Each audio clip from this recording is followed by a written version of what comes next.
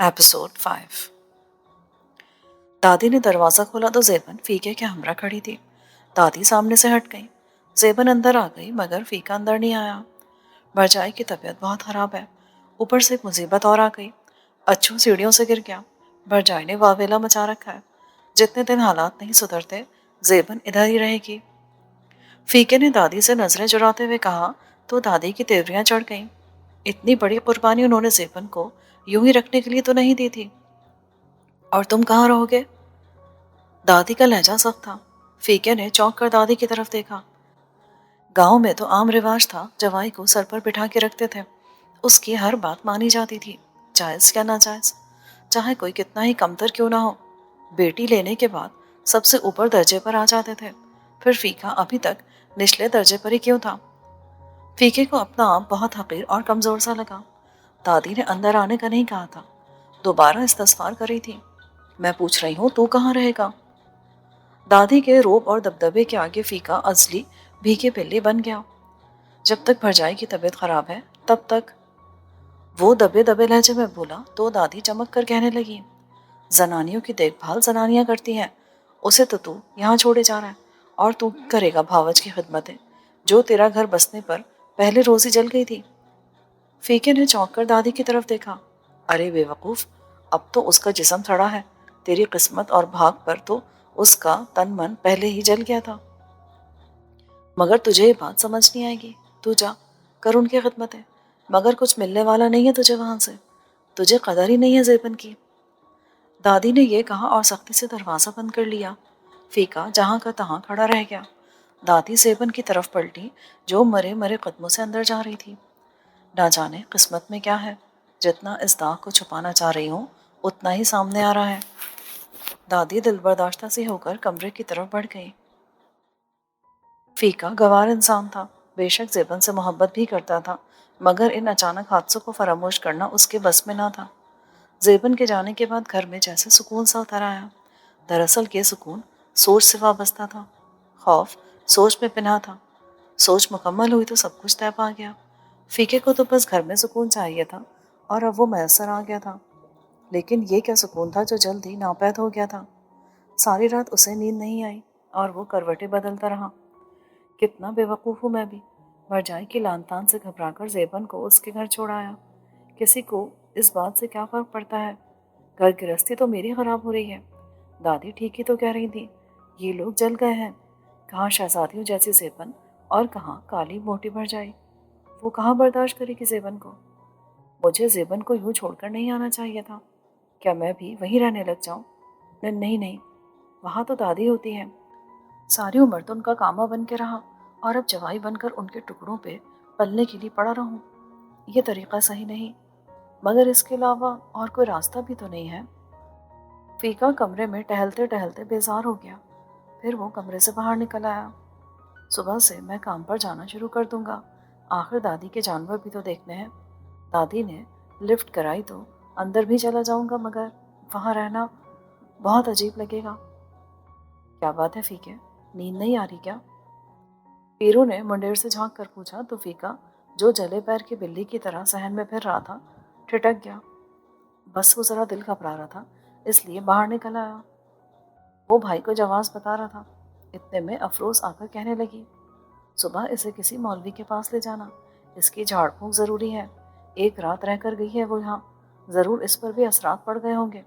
छीमे की वोटी का भी यही मसला था, याद है ना? और कैसे छीमे की ठुकाई की थी उस जन्नत ने, और फिर सारे घर पर भी कब्जा जमा लिया था।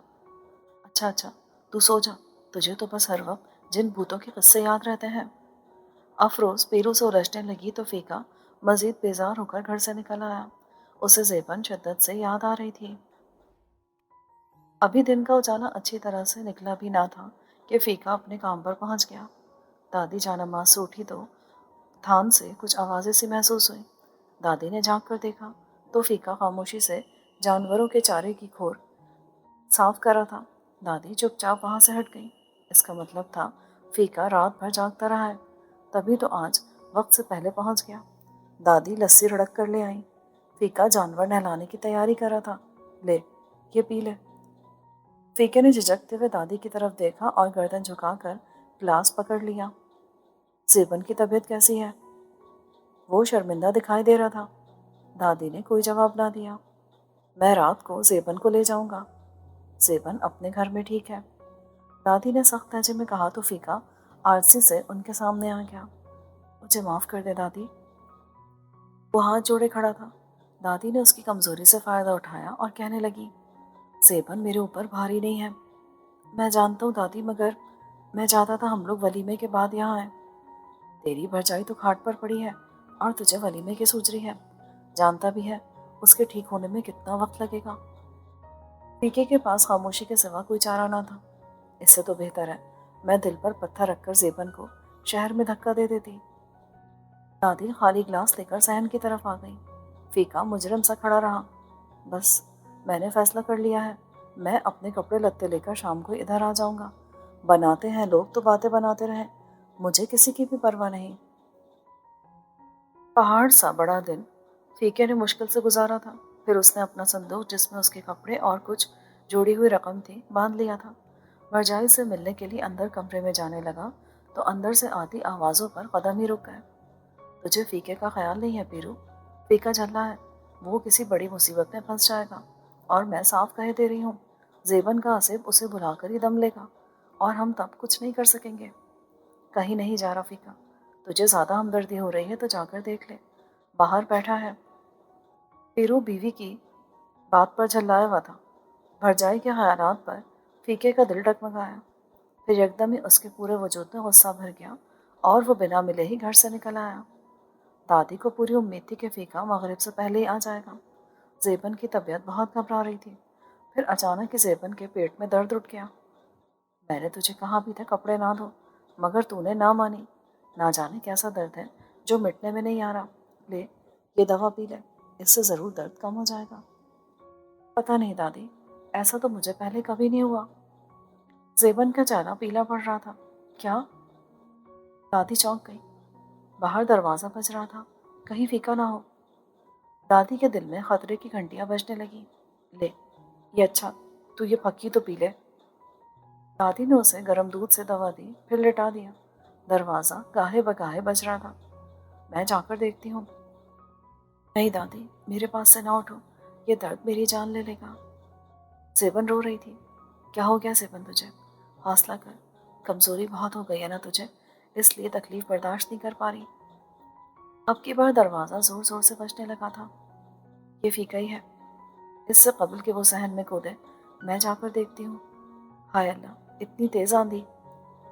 دادی نے بمشکل اپنی اوڑھنی کو سمیٹا تھا۔ آندھی اتنی تیز تھی کہ کوئی بھی چیز صحیح طرح سے دکھائی نہیں دے رہی تھی۔ پھر بھی دادی نے جلدی جلدی باورچی خانے اور دوسرے کمروں کے دروازے بند کیے۔ جانوروں کے تھان میں بھی ہلچل مچ گئی تھی، بجلی چلی گئی تھی۔ اللہ رحم کرے، بہت تیز طوفان ہے، جانور بھی پریشان ہو رہے ہیں۔ ان کی زنجیریں بج رہی تھیں اور وہ تیز تیز آوازیں نکال رہے تھے۔ ادھر طوفان میں شدت آتی جا رہی تھی، اندر زیبن کرا رہی تھی۔ دادی کے بوڑھے ناتواں وجود میں ہول اٹھنے لگے۔ یا اللہ رحم کرنا، سب پر رحم کرنا، آ رہی ہوں، دروازہ توڑو گے کیا؟ دادی نے لکڑی کا دروازہ پٹ سے کھول دیا۔ تیز آندھی نظروں کو دھندلا رہی تھی۔ ملکو سامنے چوکھٹ پر کھڑا تھا۔ دادی نے بمشکل تمام دیکھنے کی کوشش کی، مگر صحیح طرح سجھائی نہ دیا۔ البتہ یہ صاف معلوم ہو گیا کہ یہ فیکا نہیں ہے۔ میں ملکو ہوں۔ دادی کے قدموں تلے سے زمین سرک گئی۔ ملکو اندر آ گیا۔ دادی ڈر کر ایک طرف ہو گئی۔ طوفان اتنا تیز تھا کہ دروازہ دھڑ دھڑ بجنے لگے۔ سنا ہے تو نے اپنی پوتی کا بیاہ اس کم جاتے فیکے سے کر دیا ہے، ہمارا خیال نہیں آیا تجھے؟ دادی کی آنکھیں پتھرا گئیں، لب سل گئے، مگر ملکو دادی کی کچھ سننے نہیں آیا تھا، صرف اطلاع دینے آیا تھا۔ بہت جلد بازی کی تو نے، مشورے میں برکت ہوتی ہے، ہم سے مشورہ تو کر لیتی۔ یہ کہہ کر وہ مکروانہ طریقے سے ہنسا۔ خیر، ہم تجھے صرف اتنا بتانے آئے تھے کہ اب فیکا کبھی ادھر نہیں آئے گا، بلکہ ادھر تو کیا پورے پنڈ میں کہیں نظر نہیں آئے گا۔ خوف و دہشت سے دادی کی ٹانگیں کانپنے لگی، چہرہ پیلا پڑ گیا۔ ڈر نہیں، فیکا اپنا ہی بچہ ہے، جہاں بھی رہے گا سکون سے رہے گا۔ وہ پھر زور سے ہنسا۔ تو زیبن کی فکر چھوڑ دے، زیبن کو ہم لے جائیں گے اور بڑے ٹھاٹ سے رکھیں گے۔ زیبن فیکے کے نکاح میں ہے۔ دادی خوف سے رو دی۔ اس سے کچھ فرق نہیں پڑتا، ملکو نے ڈٹائی سے کہا اور گھر سے نکل گیا۔ آج صبح ایسے نمودار ہوئی تھی جیسے زندگی نے آنکھ موند لی ہو۔ ہر طرف ہو کا عالم تھا اور دھول 400 پھیلی ہوئی تھی۔ رات بھر طوفان آیا تھا اور بجلی چمکتی رہی تھی۔ ملکو بھی اسی طوفان کا حصہ بن کر ان کی چوکھٹ پر آیا تھا اور دادی کے اعصاب پر جو بجلی گرا کر گیا تھا اس نے ان کی سدھ بجھ چھین لی تھی۔ طوفان کیا تھما؟ دادی کو لگتا تھا جیسے ان کے قدموں کے انگوٹھوں سے کوئی جان کھینچ کر لے گیا ہے۔ کتنی قیامت خیز رات تھی۔ ادھر ہوا کے تیز جھکڑ، درختوں کا باہم ٹکرانا اور زیبن کا جان لیوا درد اور اس کی چیخیں، اور جیسے طوفان تھما کائنات کی ہر شے خاموش ہو گئی۔ جس باپ کے پیچھے دادی نے زیبن کا نکاح کرانے میں جلدی کی تھی وہ اب خود بخود زیبن کی جان چھوڑ گیا۔ شاید قدرت کو ان پر رحم آ گیا تھا، تبھی تو رات کے اندھیرے میں اس داغ کو مٹا دیا جس کے پیچھے دادی زیبن کے لیے کم ذات فیقے کو سر کا تاج بنانے پر مجبور ہو گئی تھی۔ مگر ملکو کیا کہہ کر گیا تھا رات کو کہ اب فیقہ کبھی گاؤں میں نظر نہیں آئے گا؟ کیا ملکو فیقے کو جان سے مار دے گا؟ ہاں، وہ ایسا کر سکتا ہے۔ اور پھر ملکو کیا کرے گا؟ وہ زیبن کا پیچھا نہیں چھوڑے گا۔ دادی نے چونک کر گہری نگاہوں سے زیبن کی طرف دیکھا۔ نہ جانے کتنے دن بعد ایسے سکون کی نیند سوئی ہے جھلی۔ دادی کی آنکھیں بھر آئیں۔ اچھا ہی ہے، فیقے سے خود بخود جان چھوٹ گئی۔ مگر نہیں، ملکو سے ہمیں کون بچائے گا؟ وہ درندہ، بھیڑیا، یا خدا، میں اپنی پھول سی بچی کو کہاں لے کر جاؤں؟ جہاں تو نے میرا اتنا بھرم رکھا مجھے اس سے بھی بچا لے۔ میں بوڑھی ناتواں عورت اس خزانے کی حفاظت کیسے کروں گی؟ پھر دوسرے لمحے دادی کو شہر جانے کا خیال آیا۔ زیبن، اے زیبن۔ زیبن دوسرے ہی آواز پر اٹھ گئی۔ چل جلدی اٹھ۔ یوں؟ خیر تو ہے دادی؟ زیبن سخت نقاہت محسوس کری تھی۔ چکراتے سر کو تھام کر بیٹھ گئی۔ مجھے پتا ہے تیری طبیعت ٹھیک نہیں ہے، پر رب کا شکر ادا کر، اس نے ہمیں سرخرو کر دیا۔ تو شہر چل، وہیں تجھے کسی اچھی لیڈی ڈاکٹرنی کو دکھاؤں گی تاکہ تیری صحت بحال ہو سکے۔ مگر دادی، مجھ سے فی الحال سفر نہیں ہوگا۔ تجھے ہمت کرنا پڑے گی زیبن، ورنہ ہمارے ساتھ اس سے بھی برا ہوگا۔ تو نے سنا نا ملکو کیا دھمکی دے کر گیا ہے رات کو؟ اور یہ گاؤں والے کبھی ہماری مدد نہیں کریں گے۔ اوپر سے فیقے کو غائب کرا دیا اس نے۔ فیقے کا بھائی تو ہم سے ہی پوچھنے آئے گا نا کہ فیقہ کہاں ہے؟ تب ہم اسے کیا جواب دیں گے؟ ہمارے پاس سوائے اس کے یہاں سے ہمیشہ کے لیے غائب ہو جائیں اور کوئی حل نہیں ہے۔ ہمیشہ کے لیے؟ یہ گھر اور ہمارے مویشی؟ گھر کے کاغذ تو میرے پاس ہیں، پکی رجسٹریاں ہیں، وہ تو میں اپنے ضروری سامان اور زیور کے ساتھ لے چلوں گی۔ رہ جائیں گے مویشی تو چلتے وقت ان کی رسیاں کھول دیں گے۔ اتنا بڑا گاؤں ہے، کوئی نہ کوئی تو انہیں رکھ ہی لے گا۔ یوں بندھے بندھے بھوکے تو نہیں مریں گے نا؟ بس چل، جلدی سے اٹھ جا، اس سے پہلے کہ پورا دن پہلے اور لوگوں کو ہمارے جانے کا پتہ چلے۔ ابھی نکل لیتے ہیں۔ اس کے ساتھ ہی دادی نے لوہے کا پرانا صندوق کھولا اور زیور اور رجسٹریاں اپنے دوپٹے میں باندھنے لگی۔ جب سے اس منحوس نے گھر میں قدم رکھا ہے تب سے نحوست اس گھر کا پیچھا ہی نہیں چھوڑتی۔ نہ جانے میری عقل پر کیسی پٹی بندھی تھی کہ میں نے کچھ نہ دیکھا، کچھ نہ سوچا۔ جوان بیٹی بیوہ ہو گئی۔ اقبال میرا سب سے اچھا داماد تھا۔ کیسی ہنستی بستی گھر گرہستی تھی میری شمع کی، چراغ کی طرح ہر وقت روشن رہا کرتی تھی، اور اب کیسی دھواں ہو گئی۔ میری شمع کو اس ڈائن کی نظر کھا گئی۔ ہائے، جوان داماد آنن فانن مر گیا۔ اسی رات کو میرے ساتھ کھانا کھا کر گیا ہے اور صبح میں اطلاع آ گئی اقبال کو اٹیک ہوا ہے۔ ہائے، کیسے صبر آئے گا؟ بچے کیسے پلیں گے؟ چاروں بچے نانی کے ارد گرد ہی کھڑے تھے۔ ماں کی آہو بکا پر شمع نے درد بھری سسکاریاں لینا شروع کر دی۔ بس بس، 4 مہینے عدت میں جتنا رونا تھا رو لی۔ میں بھی جوانی میں ہی بیوہ ہوئی تھی۔ یہ دنیا کسی کے آنسو صاف نہیں کرتی، الٹا دکھ دینے آ جاتی ہے۔ ان بچوں کو دیکھ، اب تجھے ان کو پالنا ہے۔ ارشاد بیگم نے تنک کر بیٹی کو دلاسا دیا تو شمع پھوٹ پھوٹ کر رونے لگی۔ انہیں ہی تو دیکھ کر کلیجہ منہ کو آتا ہے۔ کیسے ہوگا سب کچھ؟ ابھی تمہاری ماں زندہ ہے، جب تک میں زندہ ہوں تیرا اور تیرے بچوں کا سب کچھ اسی طرح سے ہوگا جیسے اقبال کی زندگی میں تھا۔ مگر ماما، آخر آپ بھی کب تک کریں گی؟ پہلے ہی فرزان کی شادی کے بعد سے اس گھر کے حالات پیچیدہ ہو رہے ہیں۔ آپ کو کیا بتاؤں، جب سے میں یہاں آئی ہوں روحا بھابھی مجھے اور میرے بچوں کو کن خونی نگاہوں سے دیکھتی ہیں۔ اب کیا تھا؟ ارشاد بیگم کی تو کھوپڑی الٹ گئی۔ یہ گھر ارشاد بیگم کا ہے روحا اپنے باپ سے جہیز میں نہیں لائی تھی اور نہ ہی روحا کے قسم کی کمائی ہے۔ رہ گئی بات خرچے پانی کی، وہ میں ابھی اپنے پاس سے ہی کرتی ہوں۔ یہ کہہ کر ارشاد بیگم تھوڑا سا بیٹی کی طرف جھکی اور تقریباً سرگوشی میں کہنے لگی، کرائے میں سے تھوڑی تھوڑی رقم بچا کر 4-5 لاکھ روپے رکھے تھے میں نے، وہ ضرورت مند لوگوں کو نفع رکھ کر دیتی رہتی ہوں۔ معقول منافع آ جاتا ہے جس سے تم بہنوں کا اچھا برا کرتی رہتی تھی، اب وہ صرف تیرے لیے مخصوص رہے گا۔ یہ بات تو کسی اور کو مت بتانا، پیسہ بہت بری چیز ہے، کہیں ایسا نہ ہو تیری اور بہنوں کی نیت خراب ہو جائے۔ شمع کو خاصا سکون ہوا کہ ماں نے اس کے مستقبل کی فکر میں اچھی پلاننگ کر رکھی ہے۔ مگر ماما، یہ تو بہت رسکی کام ہے، اگر آپ نے نفع حاصل کرنا تھا تو آپ سہولت سے کسی بینک میں بھی رکھوا کر معقول ماہانہ نفع لے سکتی تھی۔ لوگوں کی نیتیں خراب ہوتے دیر نہیں لگتی، آپ کیسے لوگوں پر اعتبار کر لیتی ہیں؟ ہاں، رسکی تو واقعی ہے، کئی بار رقم پھنستے پھنستے بچی ہے، مگر ارشاد بیگم نام ہے میرا، لوگوں کی آنتوں سے نکلوا لیتی ہوں۔ پھر پیروں کی دعا بھی ہے کہ آج تک ہر نقصان سے بچی رہی ہوں۔ رہ گئی بات بینک کی، یہ راستہ تو میں بھی جانتی ہوں، مگر اس طرح فرزان کو پتہ چل جاتا، اور ظہور لالچی بغیرت کب چھوڑتا ہے سب کچھ، آخر پردہ بھی تو رکھنا پڑتا ہے نا، اسی لیے میں نے دامادوں پر بھی اعتبار نہیں کیا۔ بھائی صاف بات ہے، پیسہ دیکھ کر تو بیٹوں کی آنکھیں چمک جاتی ہیں، داماد تو پھر پرائے ہوتے ہیں۔ ماما، اقبال بہت اچھے تھے۔ شمع کو اقبال کی محبت یاد آنے لگی۔ بس رہنے دے، مر گیا نا تو تجھے اس کی قدر آ رہی ہے، سارا وقت تو یہیں پڑی رہتی تھی، ڈھنگ سے 2 وقت کا کھانا بھی نہیں دیتی تھی اسے۔ بس کرے ماما، روحا بھابھی اپنے کمرے میں ہے، سنیں گی تو ہمارے بارے میں کیا سوچوں گی؟ ہاں، میں کہوں وہ تو جیسے بڑی سیوا کر رہی ہے اپنے قسم کی، کبھی پانی کا گلاس بھی اسے نہیں دیتی، کھانا بنا کر تو اسے کیا ہی دے گی، اس کا باپ جو بھیج دیتا ہے، اسے کیا ضرورت ہے محنت کرنے کی؟ شمع نے لاپرواہی سے کہا تو ارشاد بیگم جل بھن کر خاک ہو گئی۔ بیٹیوں کو سسرالوں میں بٹھا کر اگر سارے ماں باپ یہی کرتوت کریں جو عماد الدین کر رہا ہے تو نہ سنسار بسے، نہ ہی کوئی بیٹا بیاہ کر بہو گھر میں لائے۔ عماد الدین اس طرح کر کے کیا سمجھتا ہے؟ اپنی دولت کا ہم پہ روپ جما رہا ہے یا ہم پر یہ جتلا رہا ہے کہ ہم ان کے برابر کے لوگ نہیں ہیں؟ دیکھنا ایک دن آئے گا یہ حرام کی دولت اس طرح اڑ جائے گی۔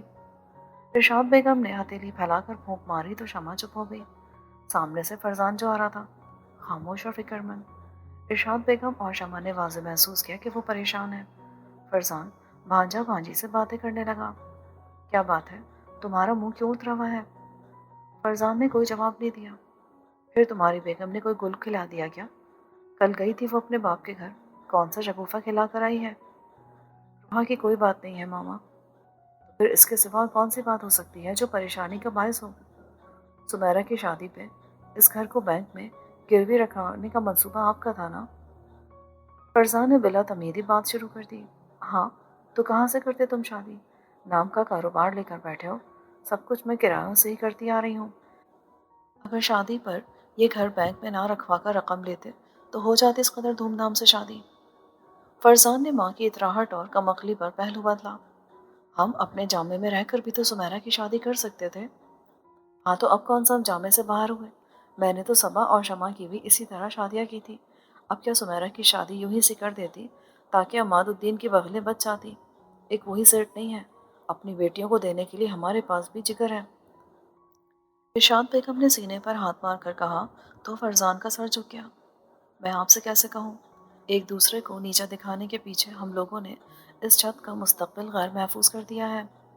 کیا بات ہے، تمہاری بولتی کیوں بند ہو گئی؟ کاروباری حالات بہت خراب ہیں۔ فرزان نے آہستہ روی سے بات شروع کی تو ارشاد بیگم درمیان میں ہی بول پڑی۔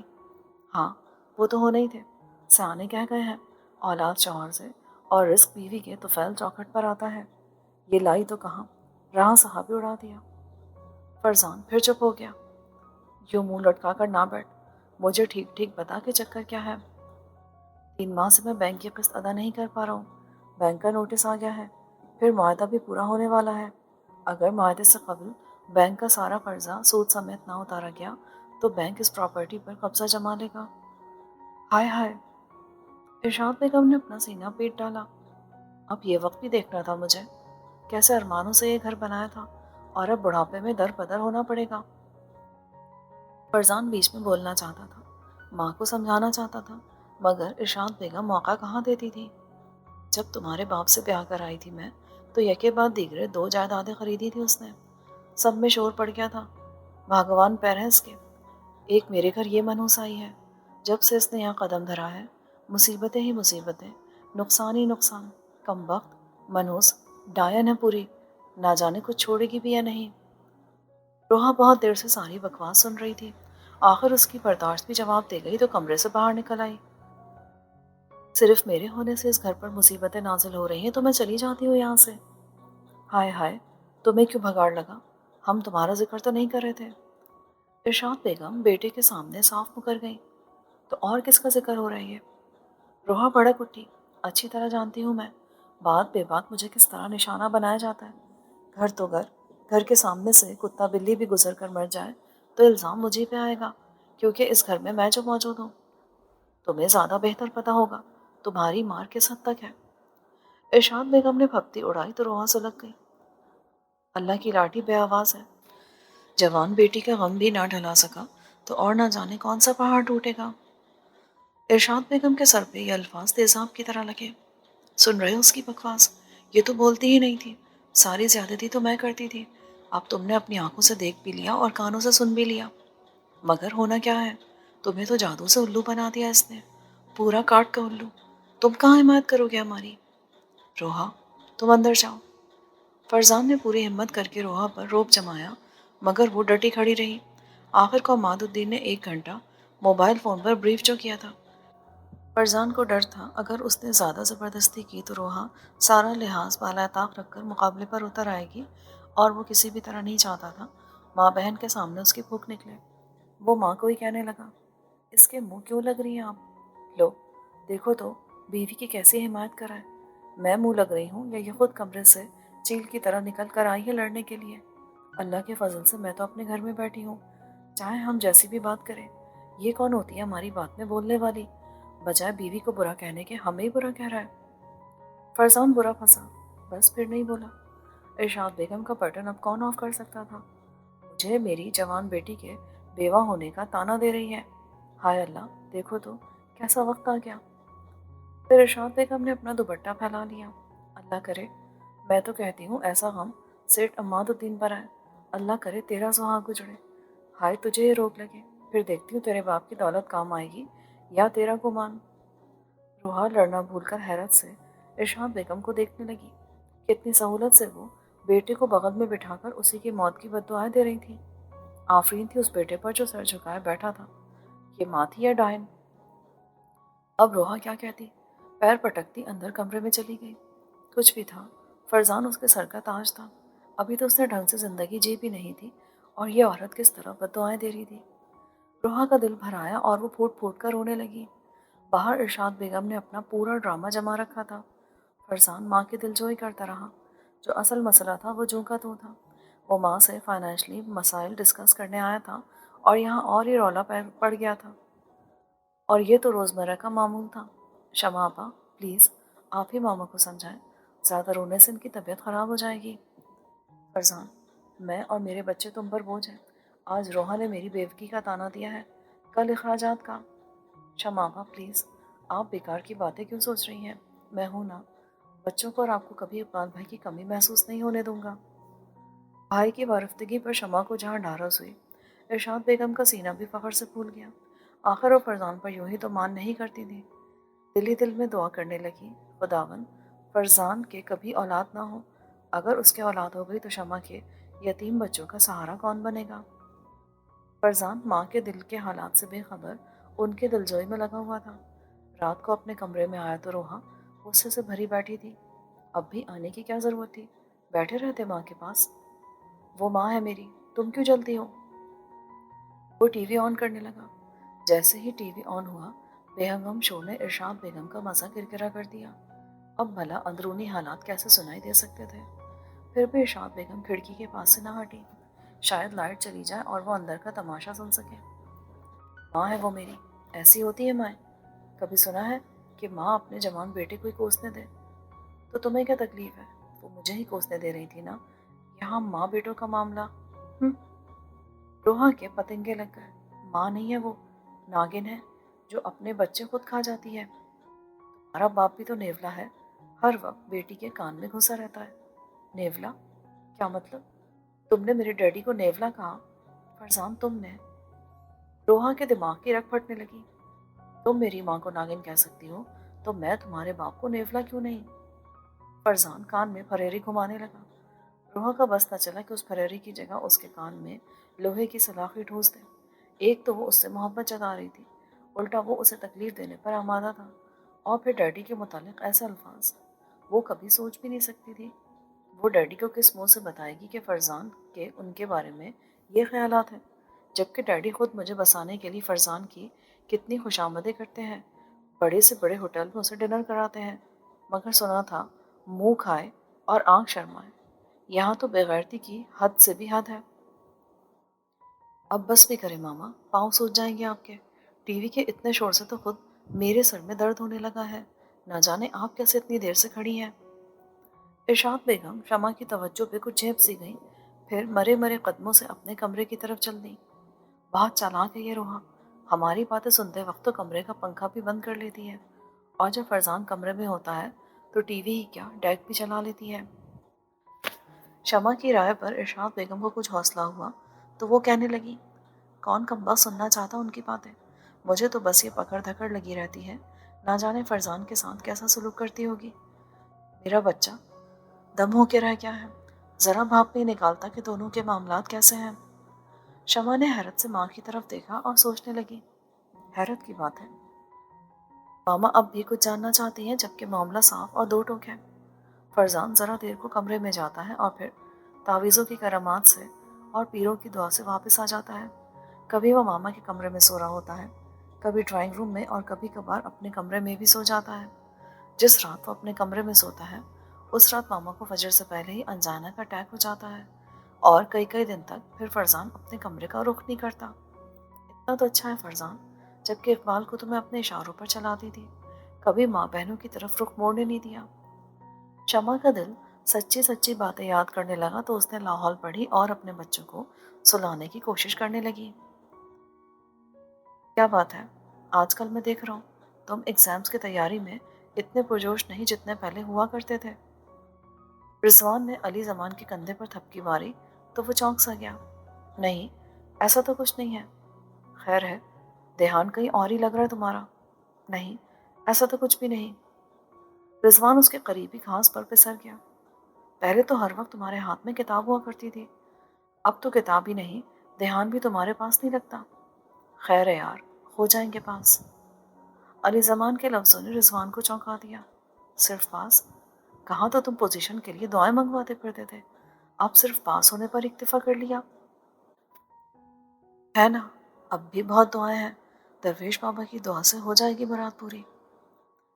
علی زمان کے لفظوں نے رضوان کو سرتاپا جھنجھوڑ ڈالا۔ کیسی بات کر رہے ہو یار تم، بہت مختلف اور جینیس انسان تھے تم تو، یہ کہاں پھنستے جا رہے ہو؟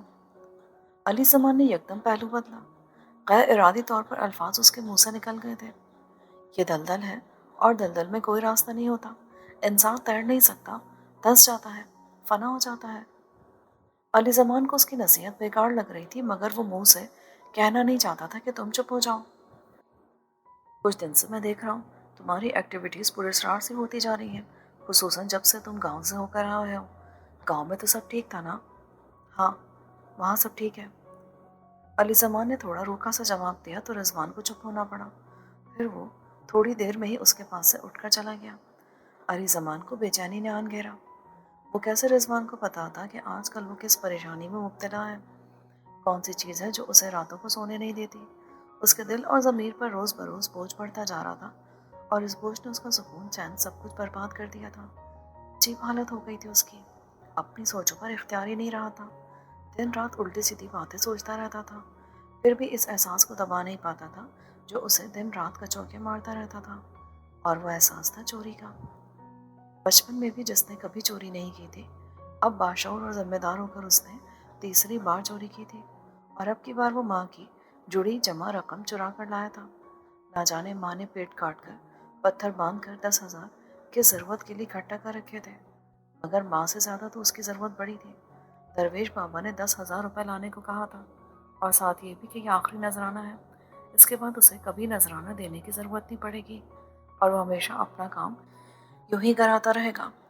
उसने वो 10,000 दरवेश बाबा को दे दिए थे। बाबा ने उसे यकीन दहानी कराई थी कि अब जिंदगी में उसे उरूज और दौलत ही मिलेगी, कामयाबी उसके पीछे पीछे होगी। वो कितना खुश और मुतमईन हुआ था, मगर ये खुशी लम्हाती थी। रह रहकर उसे बेबे का ख्याल आ रहा था।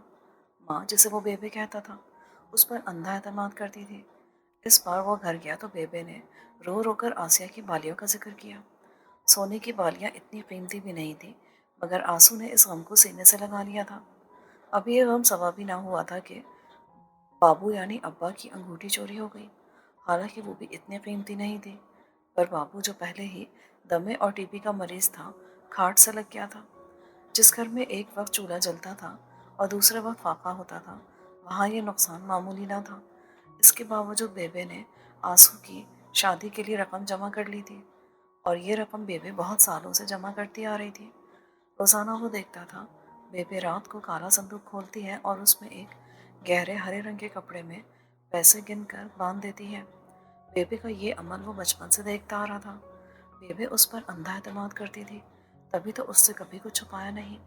मगर बेबे को क्या पता था, जिस पर वो एतमाद करती है वही नकब लगाएगा। ये गिल्ट उसे दिन रात बेचैन कर रहा था। ना जाने बेबे का क्या हाल होगा। और आंसू, खुदा ना करे उसकी खुशियों में कोई चीज़ रुकावट बने। मैं करूँगा आंसू की शादी, बाबू का इलाज भी कराऊंगा मैं, और बेबे बेबे को बहुत सारी खुशियाँ दूंगा। मगर ये वक्त कब आएगा? उसने उचाट होकर अपने सामने बिखरी किताबों को यूं देखा, अब जिनकी शक्ल भी देखने को दिल नहीं करता था। अगर मैं सब बातें अपने दोस्तों को बता दूं, तो वो मुझे कितनी हकीर निगाहों से देखेंगे। वो सब जो मुझ पर एतमाद करते हैं। मेरे रूममेट अपना सब कुछ मेरे हवाले करके अय्याशा करने चले जाते हैं, फिर कभी वो मुझ पर एतमाद कर सकेंगे? भाड़ में जाए उनका एतमाद। मैंने किसी के एतमाद से कुछ लेना भी नहीं है। बस किसी तरह मेरा 1 करोड़ का इनाम लग जाए। फिर अचानक उसकी निगाह रुक गई। रिजवान अपना मोबाइल उसके पास ही छोड़ गया था। शायद तो भूल गया है। अली जमान ने मोबाइल हाथ में उठा लिया और फिर अलट पलट कर उसे देखने लगा। रिजवान कहता है, 30,000 का मोबाइल है ये। 30,000 का मोबाइल। एकदम ही अली जमान की नीयत बदल गई। मैं इस मोबाइल को बेचकर उस सारे नुकसान की तलाफी कर सकता हूँ जो आज तक मैंने किया। रिजवान का क्या है, वो तो ऐसे और भी कई मोबाइल खरीद सकता है। उसका बाप बड़ा अफसर जो है। बेईमानी भी क्या चीज़ है, नियत में आते इरादा बन गई। इरादा भी ऐसा जो एकदम अटल हो। उसने वो मोबाइल ऑफ करके अपनी पतलून के अंदरूनी जेब में रख लिया और वहीं बैठा रहा। उसका ख्याल था थोड़ी ही देर में रिजवान को मोबाइल की ज़रूरत महसूस होगी और वो यहीं ढूंढने आएगा। अगर वो उठकर इधर उधर हुआ तो रिजवान को उस पर शक होगा। और ऐसा ही हुआ। रिजवान उजलत में उसकी तरफ आ रहा था। यार, मैं अपना मोबाइल तो यहाँ नहीं छोड़ आया। हाँ, क्या कहा तुमने? मोबाइल? मैंने तो नहीं देखा। फिर भी देख लो। अली ज़मान यकदम खड़ा होकर अपने दाएं बाएं देखने लगा। उसका अनजान बनना काबिल सताइश था। पता नहीं कहाँ छोड़ दिया मैंने। शायद मैं वॉशरूम गया था, वहीं भूल आया हूँ। रिजवान एक सेकंड भी वहाँ ना रुका और खुद कलामी के से अंदाज में कहते हुए वहाँ से चला गया। अली ज़मान के सर से मनोबोझ उतर गया। अब इस बात का तो पक्का यकीन था कि रिजवान तो क्या, कोई भी उस पर शक नहीं कर सकता था। मगर मैं इस मोबाइल को लेकर कमरे में कैसे जाऊंगा?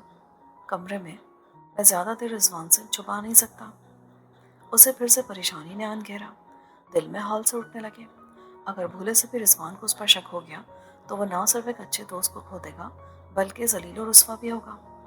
फौरी तौर पर उसके जहन में ख्याल आया, ये मोबाइल किसी के पास रखवा देता हूँ। सभी क्लास फेलोज से उसके अच्छे ताल्लुकात थे। पढ़ाकू होने की वजह से हर लड़का उससे अपनी ज़रूरत पूरी करता था। कोई नोट्स मांग लेता तो कोई लेक्चर मिस होने पर उससे समझने चला आता। वो हर एक से खंदा पेशानी से पेश आता, हर एक की मदद करता। फिर आज उनमें से कोई उसकी मदद से कैसे इनकार कर सकता था? लेकिन एतमाद करना सबसे बड़ा रिस्क था और उसे रिस्क हर सूरत में लेना पड़ा। शाहिद और अकरम से उसकी ठीक ठाक बनती थी और रिजवान से उन लोगों की अक्सर लगी रहती थी। उसका ख्याल था शाहिद और अकरम उसके लिए सबसे बेहतर रहेंगे। इसके बाद फ़ोन को मार्केट में सेल कराने का मामला भी वो उन्हीं से तय करेगा। वो जानता था इस काम का वो लोग कमीशन रखेंगे, और ये तो बहरहाल लाजमी था। सो इस भरोसे और एतमाद के तहत वो अकरम और शाहिद से मिलने चला गया।